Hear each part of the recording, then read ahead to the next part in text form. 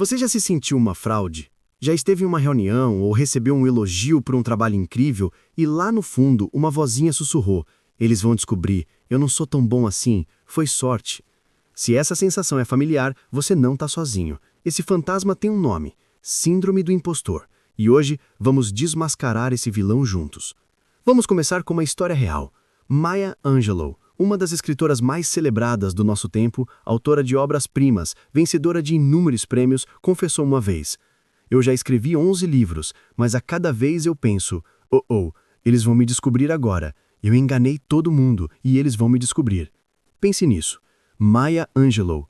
Se alguém com o talento e o reconhecimento dela se sentia assim, o que isso diz sobre nós, meros mortais? Isso mostra que a síndrome de impostor não é um sinal de fraqueza ou incompetência. Pelo contrário, muitas vezes ela assombra justamente os mais capazes, os mais dedicados, aqueles que se esforçam ao máximo. É um paradoxo cruel. Quanto mais você sabe, mais consciente se torna do vasto universo de coisas que ainda não sabe. E é nessa lacuna que o impostor monta seu acampamento. Mas o que exatamente é essa síndrome? Não é uma doença mental diagnosticável, mas sim um padrão de pensamento. É a experiência interna e persistente de se sentir uma fraude, apesar de todas as evidências externas do contrário. Pessoas que sofrem com isso atribuem seus sucessos à sorte, ao acaso, a um erro de avaliação dos outros ou a um esforço tão grande que quase se sentem como se tivessem trapaceado.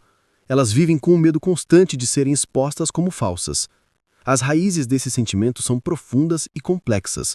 Muitas vezes começam na infância. Talvez você tenha crescido em uma família que valorizava excessivamente as conquistas, onde o amor parecia condicionado a notas altas e troféus. Ou talvez você fosse rotulado como o inteligente da família e sentia uma pressão imensa para nunca falhar e manter esse título a qualquer custo. Cada erro não era uma oportunidade de aprendizado, mas uma prova de que você não era tão inteligente assim. Outra causa comum é ser parte de um grupo subrepresentado em sua área. Se você é a única mulher em uma sala de engenheiros ou a primeira pessoa da sua família a ir para a universidade, o sentimento de não pertencer pode ser um gatilho poderoso para a síndrome do impostor. Você olha ao redor e pensa que todos os outros têm um manual secreto que você não recebeu. E a nossa cultura de comparação constante, amplificada pelas redes sociais, joga gasolina nesse incêndio. No Instagram, no LinkedIn, todo mundo parece estar vivendo sua melhor vida, celebrando promoções, lançando projetos de sucesso.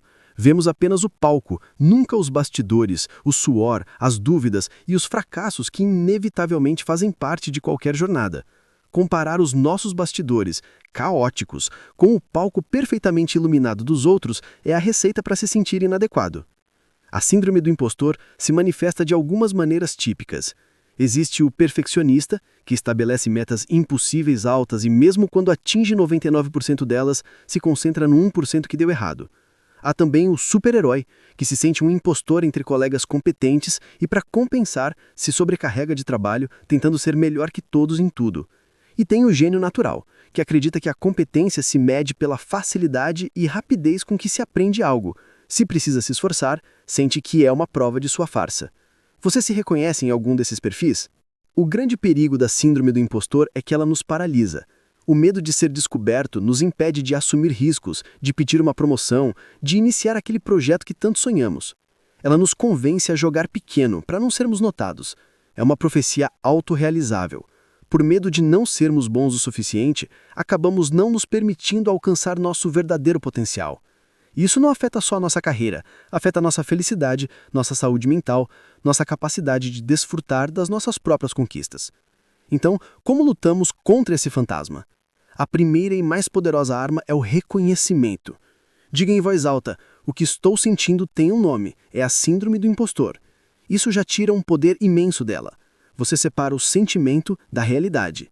O sentimento é: eu sou uma fraude. A realidade é: estou sentindo como se fosse uma fraude. É uma pequena mudança de palavras, mas uma mudança gigantesca de perspectiva. O segundo passo é coletar evidências. Como um detetive, comece a construir um caso a seu favor. Guarde aquele e-mail de um cliente elogiando seu trabalho, salve a mensagem de um colega agradecendo sua ajuda. Crie uma pasta chamada Vitórias ou Provas, e sempre que a voz do impostor gritar, abra essa pasta e leia os fatos.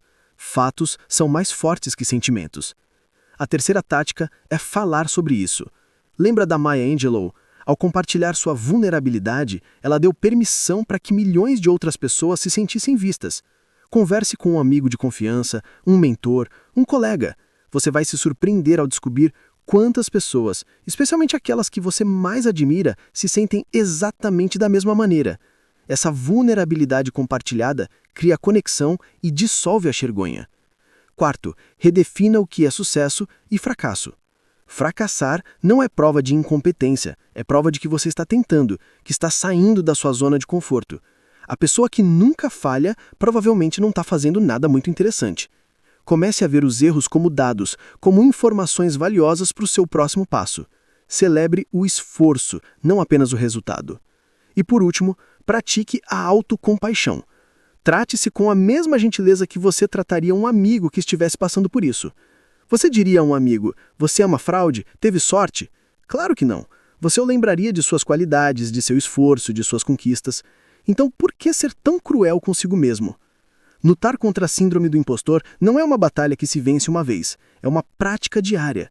É escolher a cada dia acreditar nas evidências em vez de acreditar na voz do medo. É entender que ser bom o suficiente não significa ser perfeito. Significa ser humano. Uma mistura de talentos e falhas, de certezas e dúvidas, de sucessos e aprendizados. Você não é uma fraude. Você já sentiu que está enganando todo mundo? Que a qualquer momento alguém vai bater no seu ombro e dizer, já descobrimos tudo, você não deveria estar aqui? Se a resposta for sim, fique tranquilo, você não está sozinho. Na verdade, você está em ótima companhia.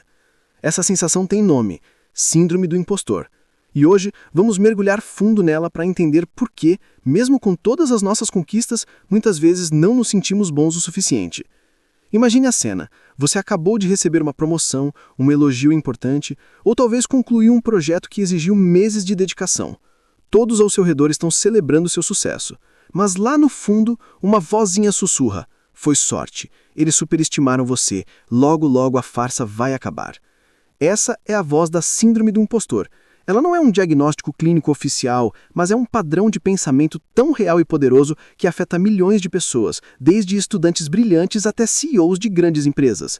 Pessoas como Albert Einstein, que uma vez confidenciou a um amigo que se sentia um vigarista involuntário, e a escritora Maya Angelou, que mesmo depois de escrever 11 livros, pensava, eles vão me descobrir agora. Eu enganei todo mundo e eles vão me descobrir. Pense nisso. Albert Einstein. Se alguém com o talento e o reconhecimento dela se sentia assim, o que isso diz sobre nós, meros mortais? Mas o que exatamente alimenta esse sentimento? A raiz do problema geralmente está em como definimos o sucesso e a competência. Muitos de nós crescemos com a ideia de que para sermos competentes, precisamos ser perfeitos. Qualquer erro, qualquer falha, qualquer pedido de ajuda é visto como prova da nossa inadequação. Esse perfeccionismo paralisante nos coloca em um ciclo vicioso. Nós nos preparamos excessivamente para uma tarefa, trabalhamos até a exaustão. Se falhamos, a autocrítica é brutal. Eu sabia que não era capaz. Se temos sucesso, a conclusão é igualmente cruel.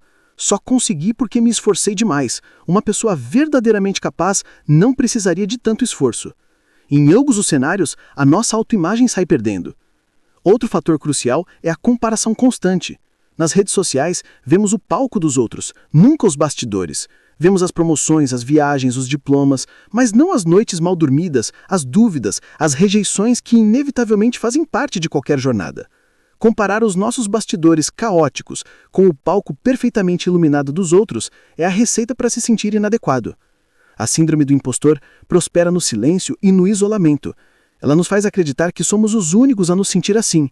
Mas quando você compartilha essa vulnerabilidade com um amigo de confiança, um mentor ou um terapeuta, você percebe o quão comum é essa experiência.